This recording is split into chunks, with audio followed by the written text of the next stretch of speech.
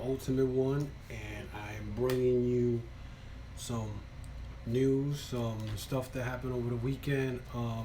I do have a YouTube channel called the Ultimate One Wrestling News that I load up um, every Saturday when I get a chance. I also have a podcast on Apple Podcasts called the Choke Slam Report. So I'm here first time in Twitch, and I want to welcome you, all you wrestling fans out there that are watching me at this present moment. I just want to talk about what happened over the weekend, this past Friday, Saturday, with the G1 Climax, the Ring of Honor Man Mayhem, um, um, Man Mayhem event. It was pretty good. The matches were good. The G1 Climax is something that I'm very interested in. Is in case you guys want to know what G1 Climax is, it's the New Japan Pro Wrestling event that they have. The tournament that goes on from July all the way to August. As you guys are aware, maybe some of you may know that Kenny Omega won the 2016 G1 Climax event, 2016. So he is one of those guys who have won that. I think he was the only foreign wrestler to win that. So that's going on right now. It's called the G1 Climax 29. There's been a lot of great matches, and in the A block we have Kazuchika Okada and Kenta, who used to be known as Hitel Itami and NXT. Now he's in Kenta. Those two guys and they blocks are in the leaders with 8 points, and they're about to face off. I believe it's going to be tomorrow. So that's going to be interesting. The IWGP champion Okada versus the Kenta, which is going to be a great match. Also in the B block, there's been a surprise that Jay White has not won a match at all from the G1 Climax. Now, let me remind you guys that last year he was the hottest heel in the business. Before he became a Bullet Club member, he was part of Chaos, and he was just doing stuff that was way out of proportion. I mean, at one point I think it was the G1 Supercar, and I think it was in San Francisco last year. He threw Juice Robinson against the gate where Jim Ross got hurt, and Josh Barnett was ready to beat the crap out of Jay White. That's how much heat he had last year as far as a heel. But this year, I don't know what's going on with him. He lost already to Tomohiro Ishii. He has lost to Hiroshi Goto, and he lost to Yano, which is now he's the only guy right now in the tournament with zero wins. Also, Tatsuya Naito from the Gobernables of Japón. He only has 2 points. This is the guy who wants to be the first Japanese wrestler ever to win the New Japan Pro Wrestling IWGP World Title. He already holds the IWGP Intercontinental Champion. So he is right now the guy that who wants to make history in New Japan. But that's not the case. He lost to Taishi, and I believe he lost to Yano. And so he's only got 2 points. So, but the tournament itself is pretty good. I mean, I would advise you guys to check it out and have a look at it in New Japan World. If you could subscribe to that, which is only $8, is way better than WWE Network. I mean, even though the WWE Network has a lot of classic matches from WCW days, which I'm a big fan of, but it is what it is. But at the same time, you guys gotta understand that this tournament is one of the best tournaments there is right now in wrestling. This is almost 4 to 6 weeks of grueling matches that these guys go to. Right now, Jon Moxley leads the B block with 6 points. He beat Jeff Cobb. He has beaten Tomohiro Ishii, and I believe he beat Taishi also. So he's the lead in the B block, and Moxley's looking good, and I don't know what else to say. I mean, he made the right move to go to AEW. Now he's wrestling in New Japan, which is great. Now, as today, I just want to bring this in. He is going to be part of the Game Changing Wrestling Bloodsport Part 2. I don't know if you guys remember, but back on WrestleMania weekend.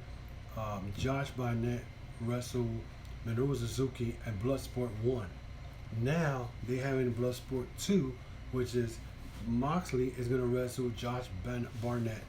And I don't know if it's an MMA style, but it was all over Twitter today, which is kind of shocking. Moxley is doing stuff that is a game changer for wrestling. And you got guys like Seth Rollins, who went into some interview not long ago and said that Moxley is taking food from his plate. Come on, are you serious? WWE, you trying to be the flag bearer of WWE, so you have to say something like that. I mean, I don't know what else to say, but I'm going to talk about that later on. But the G1 Climax, they've been some great matches. Jeff Cobb against Ishii, the first, I think it was the first $9, great match. The Moxley against Jeff Cobb was good. The Moxley versus Tomohiro Ishii was good. Kazuchika Okada against Tanahashi. I mean, this whole tournament, they're only night 7. It's been 7 events, and I'm telling you right now, it's worth watching. It's better than anything that's going on right now. The fact that AEW just did a couple of shows, but they're not active, not yet. But New Japan Wrestling right now is hot. It's very hot. So, anyway, that's one of the things that happened over the weekend. Now we're going to go to Ring of Honor. Ring of Honor has had Manhattan Mayhem. That event had pretty decent matches. One of the things that happened during that event was it was supposed to be Matt Taven, the Ring of Honor World Champion, versus Jay Lethal, and all of a sudden Kenny King interrupted Matt Taven's promo, where he, in a way, he tricked Matt Taven into giving him a title shot and making the match a triple threat match, where it's got Lethal hot under his collar. He went after Matt Taven, got pissed off because he felt you're just not giving me my opportunity, my fair shot at the belt. So at the end, those guys ended up wrestling each other. But before that match occurred, we had TK O'Reilly from the Kingdom wrestled Rush. Rush is one of my favorite guys right now in Ring of Honor. I mean, he's part of the Ingobernables of Mexico. He did his, very active and very aggressive wrestler. I love his style. He beat TK O'Reilly. And during that match, and during the match and the match was over, he went outside greeting the fans, whatever. At one point, there was this fan with a Toro mask, a wrestling mask on, giving him the pound for Ingobernables. Rouge went to give him the pound, and that fan attacked Rouge. It turned out that fan was Dalton Castle. As you well know, Dalton Castle got embarrassed in Madison Square Garden in April, and he pretty much got embarrassed in, I think 6 seconds or something like that, where Rouge beat him like nothing. So now he's trying to get back at him. They're going to end up wrestling each other in Toronto for Ring of Honor Summer Spectacular in Toronto, August 9th, I think it is. So that is something to think about. Then they had the Gorillas of Destiny. Actually, no, I'm sorry. It wasn't Gorillas of Destiny. Right after that, it was a three-way match between Taven, Lethal, and King. The match was pretty good and everything. At the end, Matt Taven caught Kenny King with the Purple Rain when Kenny King had caught Jay Lethal with his own finishing move, the Lethal Injection. Taven ended up pinning Lethal. After the match, Lethal went and extended his hand to give respect to Matt Taven, and it looked like Matt Taven was going to shake his hand, but he ended up kicking Lethal in the nuts, and that was the end of that. Then we had the street fight, the New York City street fight between the Gorillas of Destiny, who was the Ring of Honor Tag Team Champions, versus the Briscoes. That match was crazy. A lot of tables, a lot of chairs, a lot of ladders. At the end, there was a power bomb being done by Jay Briscoe when he caught Tama Tonga on top of the ladder, and he power bombed Tama Tonga. pinning him and them winning the tag teams championships, and so the Briscoes became the 11th time Ring of Honor tag team champions, and also now as we heard that the Briscoe resigned with the Ring of Honor, and I don't know how long it's going to be, but they ended up resigning. So I guess this is why they got the belts. So that is it's pretty good. So that was good match. The only thing I didn't like, and I'm gonna tell you right now, was the night after. The night after, the Briscoes ended up defending the belts against the bouncers, the beer bouncers, whatever the name is, and during the match, Guerrillas of Destiny attacked the Briscoes, which to me, I would have loved to watch that live and seen it, and would have been happy with it, but it wasn't the match. It wasn't the match. What happened in the match? It was the card itself. You had a great card the night before at Manhattan Mayhem, but then you go to Lowell, Massachusetts, and have Mass Hysteria, and it's garbage. I mean, I would have not sat down to watch that. I don't understand what Ring of Honor, what they're doing. And by the way, Manhattan Mayhem was not sold out. Manhattan Mayhem was in the Hammerstein Ballroom. Usually this event, they are packed to the roof at the Hammerstein Ballroom. I think they hold like about 1,000 people, maybe a little less, I don't know. But it wasn't packed. So Ring of Honor is suffering right now because they do their match, they do the big cards, they do a great job, whatever. But they're lacking. They're lacking on something because it happened. At Best in the World. Best in the World, the ending of that was horrible. So I don't understand what's going on with Ring of Honor. They supposedly made a deal with to do work with the NWA, and there was no NWA wrestlers there. You didn't have Nick Aldis, you didn't have Eli Drake, you didn't have James Storm, you didn't have none of those guys representing NWA. So they decided to do this on their own, Manhattan Mayhem, and it was great. It was a great show. I'm not gonna lie. It was 2 hours and 16 minutes of a great show. I can't say it was. It was a good show. I can't say great, but I don't understand it. I really don't understand why they would go the following night and give a crappy card. So I don't understand it. But yeah, so that was the Ring of Honor and the New Japan's over the weekend, and then we have, like I said, I've already brought up the Josh Barnett versus Moxley. That was a big thing going on. But over the weekend, we saw another situation with a WWE wrestler and a New Japan Pro Wrestler. And the New Japan Pro Wrestler was Will Ospreay again. It seems like Ospreay does post Twitter's stuff, and it looks like WWE performers are looking at his Twitter account.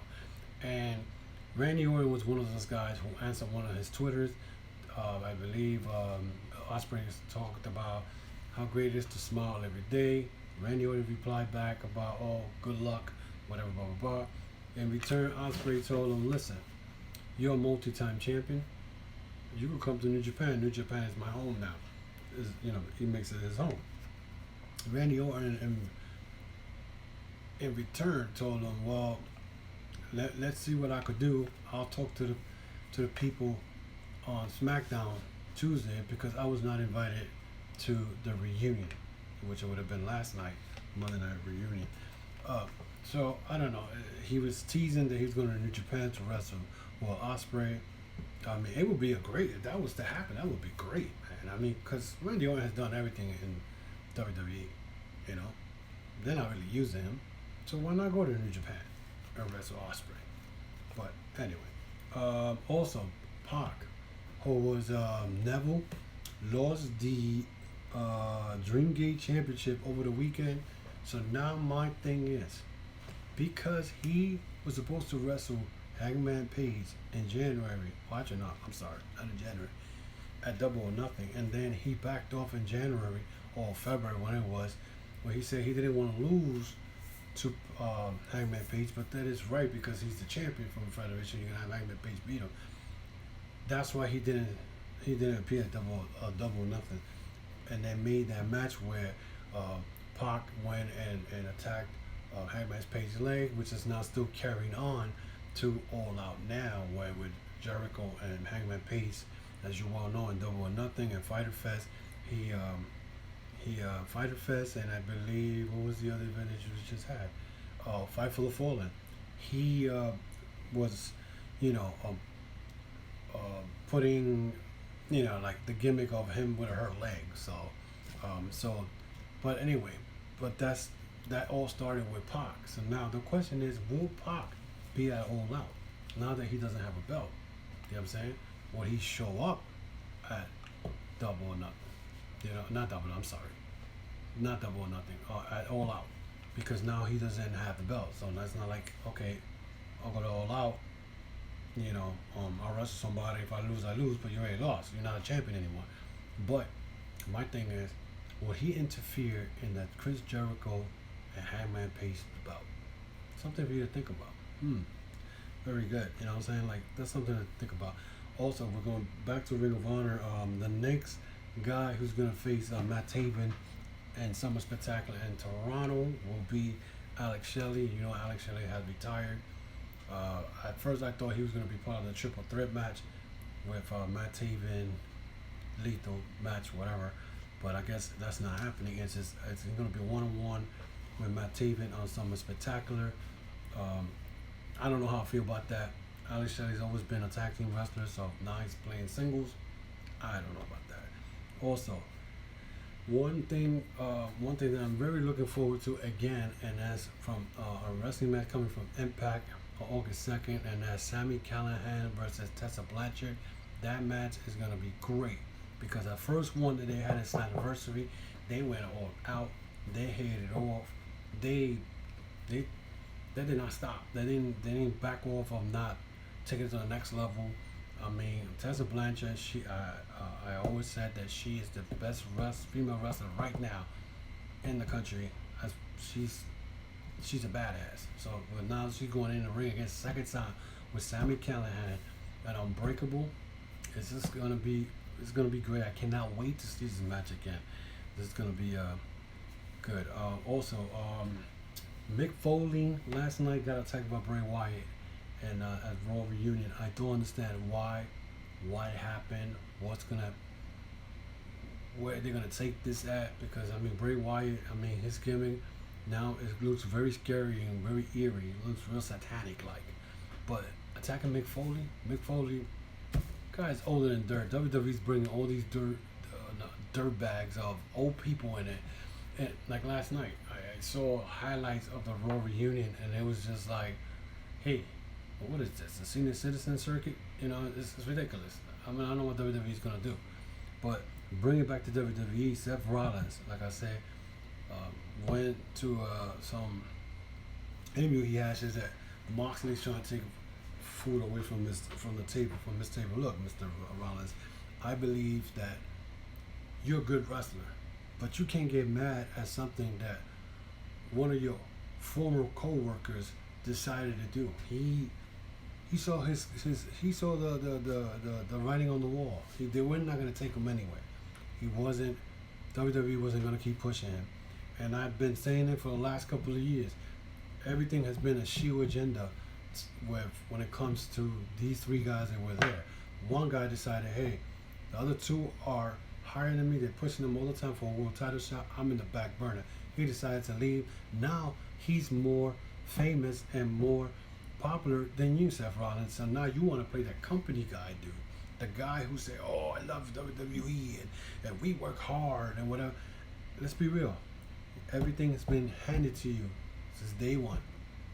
When you got the world title, and the way you got the world title, when you cash in the Money in the Bank in WrestleMania, and then they gave it the United States on top of that, doing a copycat of the Jay Lethal during that time, holding two belts at the same time. So you've been given everything that you deserve. Because they deserve. But last night, pretty much showed me something. See, he had a wrestling match with AJ Styles, and after that, the club attacked him, and then NWO and DX combination came into the ring, and pretty much I felt like when when Seth Rollins said, "Oh, if you ain't down with that, you can suck it," I felt like the old guards were saying, "Hey, Mr. Rollins is the man now. He's the company guy," and I feel that you can be the company guy all you want, but if the product's not doing good, like last night, how many times that damn 24/7 belt change hand? It's a joke. It's a damn joke. But anyway, um, so that it is what it is. Ryan Satin reported a couple of weeks ago or a week ago that Finn Balor was going to take time off, and they were talking about months. He was going to take time off after SummerSlam, and he was going to be out for 2 or 3 months. That turned out that's not true. He's going to take a couple of weeks off, whatever.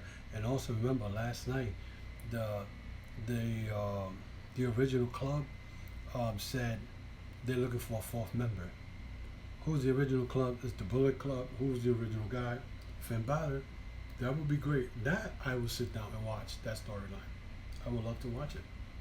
Something to look forward to also. So, you know, so also from Impact, I forgot to mention, Scott Steiner is coming back to Impact to team up with Petey Williams and Jordan Grace. The opponents for them are not haven't been mentioned. I think they're gonna wrestle August 2nd. Their opponent has not been mentioned, so that's something to really look forward to. But it is what it is. So, but you know, I want to see what's gonna happen over the weekend. I'll definitely have some more news coming up. Just check my YouTube channel, the Ultimate One Wrestling News. You can subscribe. You can hit the notification bell for every time I download a new content. I also got my Apple podcast called the Choke Slam Report, which is pretty much almost the same as this, but other little topics, different topics. You can check that out. Once again, I am the Ultimate One coming from you live from New York City. In case you guys were wondering where I was coming from, but I am live, and hopefully you guys enjoy this. Tell a friend. I'll be back next week with more content, and y'all have a good night.